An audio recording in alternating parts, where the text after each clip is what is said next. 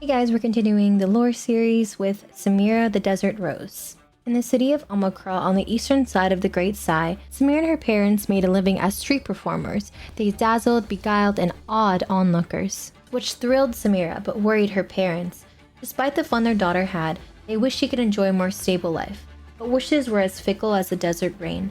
On the eve of Samira's 14th birthday, armed strangers swarmed Amakra. Hidden among the rafters of her home, Samira watched as the strangers invoked the name of an ancient magus and seized innocent villagers. Many people were slain before her eyes. Samira did not cry, she did not scream. Instead, she seethed in anger, not at the killers, but at herself for hiding. She had never felt crippled by fear before, even when she attempted the most daring stunts. In that moment, Samira hated herself and vowed never to feel so scared and helpless again. Though wounded, Samira and her parents escaped to Belzin. The Almakrans, Noxus provided a safe haven. To Samira, Noxus opened a door. While other refugees found comfort in living quietly, Samira was determined to reclaim her courage. She took to the streets alone since her parents, weary and injured, could not. Performing was no longer a job. It was a stage to be fearless. She outdid herself with every stunt, even when no one bothered to look, but it was still not enough to support her family. That was when Samira stumbled upon to join a Noxian war band. Drawn to the excitement and the financial resources it would provide, she enlisted. Her physical prowess amazed her peers. Deft with a blade and sharp with her aim, Samira reveled in the raw athleticism, excelling in combat, but faltering in discipline. After 2 years of training, her recklessness frustrated her commanding officers, save for one. Captain Indari. A former servitor, Indari valued Samira's fearlessness and offered her a position in her private warband, a specialized unit charged with missions that were deemed too perilous for standard military personnel. Hungry for the dangers it promised, Samira agreed without hesitation. She fully embraced Noxian culture, finding her own strength and style amid life-and-death shootouts and breathtaking sword fights. In her free time, Samira regaled her family with stories of her tattoos, each representing only her most unforgettable feats.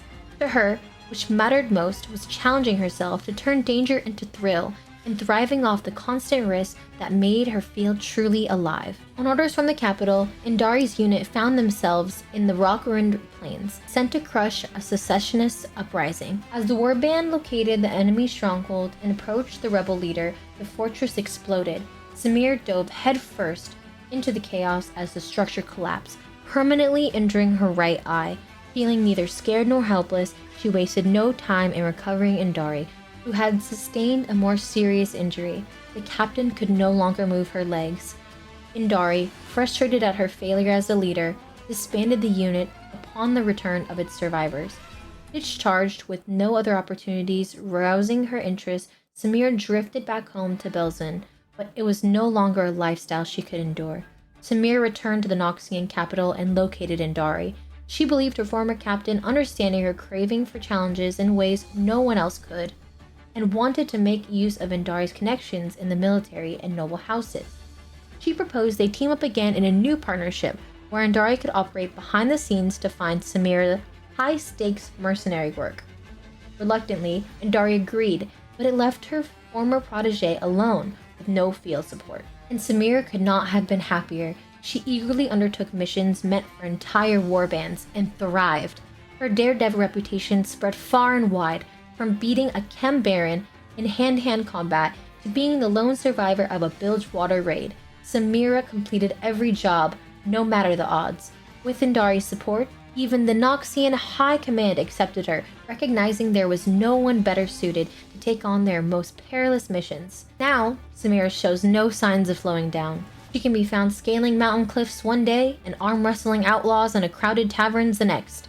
But wherever she may be, one thing is certain: Samira never fails to find her next big thrill. Thank you guys again for supporting my second channel. Let me know in the comments down below which lore you want me to read next, and don't forget to subscribe. Thanks, guys!